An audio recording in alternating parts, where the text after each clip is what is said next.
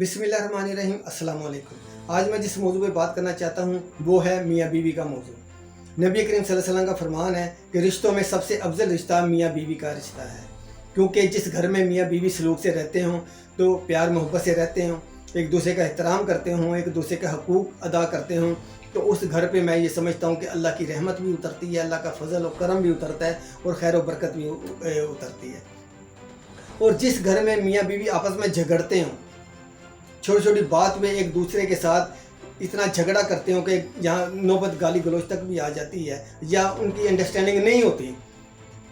जिस घर में मियाँ बीवी की अंडरस्टैंडिंग नहीं है, लड़ाई झगड़े होते हो, वहाँ पर ना तो खैर बरकत होती है अल्लाह ताला की, ना अल्लाह की रहमत उतरती है और वो घर तबाही की तरफ जा रहा होता है।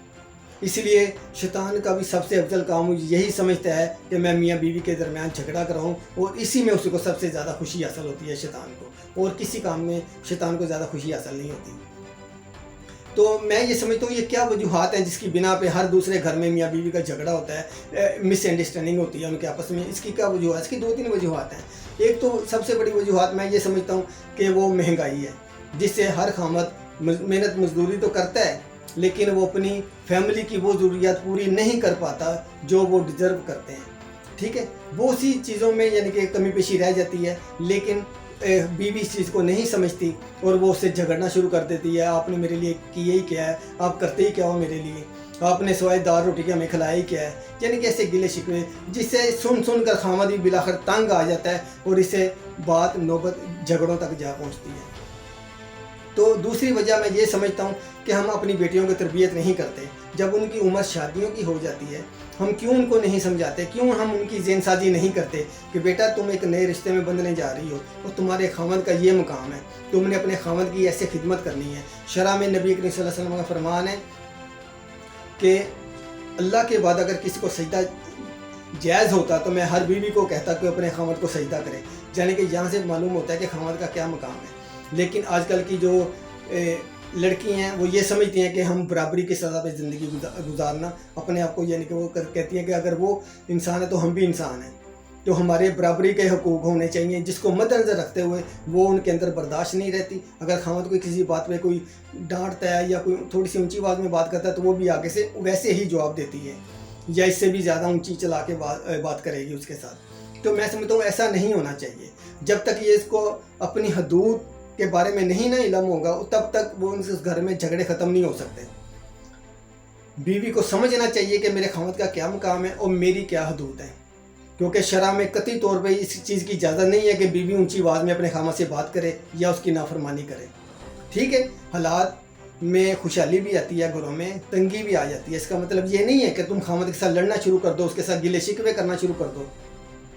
खामद को मैं समझता हूँ कि एक मर्द को अगर मैं ये इस एंगल से देखूँ तो आपको ये मानना पड़ेगा कि अल्लाह ताला ने जितनी को फैसिलिटीज़ औरत को दी है मर्द को तो दी कोई नहीं। मर्द को तो मैं समझता हूँ अल्लाह ताला ने एक मेहनत करने वाला गधा बनाया हुआ है। जब बच्ची घर में पैदा होती है तो उसको माँ बाप की शक्ल में एक शेल्टर मिल जाता है, जिससे वो प्यार मोहब्बत से उसको पालते हैं, उसकी परवरिश करते हैं, उसकी तालीम के अखराजात उठाते हैं और उस कतई तौर पर ये नहीं कहते कि तुम काम करके लाओ हमारे लिए पैसे लेके आओ, तो वो ऐसा नहीं कहते। उसकी परवरिश करते हैं बेलौस मोहब्बत के साथ, इंतहाई यानी कि अकीदत के साथ।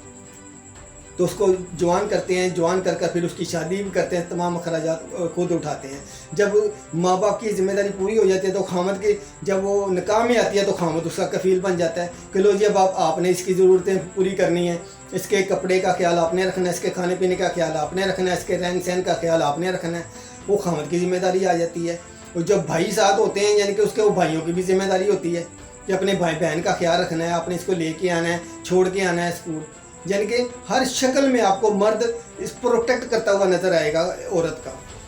जब हर एंगल से मर्द इसको प्रोटेक्ट कर रहा है तो वहाँ पर सोचना चाहिए औरत को भी कि मुझे इस मर्द का एहतराम करना चाहिए, इसके साथ सलूक प्यार मोहब्बत के साथ रहना चाहिए, इसकी कुर्बानियों की कदर करनी चाहिए। लेकिन हम कतई तौर पे हमारी औरतें ये चीज़ें नहीं सोचती और वो छोटी छोटी बात पे गिले शिकवे इस हद तक यानी कि वो करती है खामद के साथ कि बिलाकर तंग आकर खामद भी लड़ने और झगड़ने पर तैयार हो जाता है, जिसकी वजह से बात तलाक़ों तक जा पहुंचती है। तो मैं ये समझता हूँ कि हमारी ख़वातीन को इन चीज़ों पर गौर करना चाहिए। इसकी एक वजह सबसे बड़ी ये भी है कि दीन की दूरी।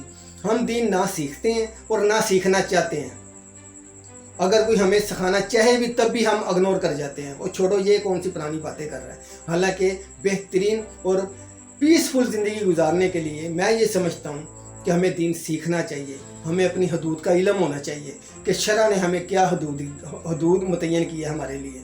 जब तक हम ये चीज़ें नहीं देखेंगे, नहीं सीखेंगे, तब तक हमारे घरों में अमन नहीं हो सकता। तो मेरी रिक्वेस्ट है तमाम माओ बहनों से कि खुदा के लिए कि इन चीज़ों को समझें, अपने घर को पीसफुल बनाएं, अमन का गहवारा बनाएं। देखो, खुशहाली आना, तंगदस्ती आना, ये सब मेरे अल्लाह के इख्तियार में है। अगर आप चाहती हैं कि आप खामद के घर में मलका बनकर रहें तो फिर आपको उसको बादशाह बनाना पड़ेगा। उसे किंग बनाओगी तो आप मलका बनोगे। तो उस किंग बनाने का यही एक बेहतरीन तरीका है कि आप उसकी रिस्पेक्ट करें।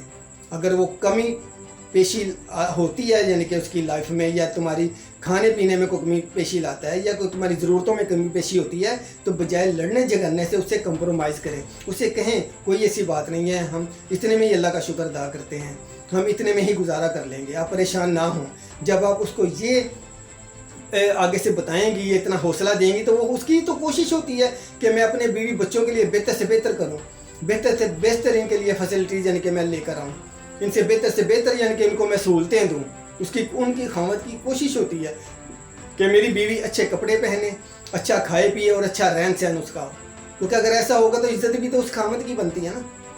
तो लिहाजा सोचना चाहिए, मर्द की हमेशा ये कोशिश होती है कि वो अपनी माओ बहनों को और अपनी बीवी बच्चों को बेहतर से बेहतर खिलाए, बेहतर से बेहतर पहनावा दे, उनको बेहतर से बेहतर उनके लिए सवारी का बंदोबस्त करें। लेकिन हालात भी आपके सामने, इसको भी आपने मद्देनज़र रखना है, क्योंकि सब ना तो अमीर होते हैं ना ही सब गरीब होते हैं। ये मेरे अल्लाह की तकसीम है और हमें इसी पर शुक्र अदा करना चाहिए और सब्र और तहम्मुल का मुजाहरा करना चाहिए और अल्लाह से अच्छे की उम्मीद रखनी चाहिए। उम्मीद है वीडियो आपको पसंद आई होगी। अगर पसंद आई होगी तो लाइक और सब्सक्राइब और ज़रूर कीजिएगा और बेल आइकन पे ज़रूर क्लिक कीजिएगा। अल्लाह आपको मेरा हामी नासिर हो।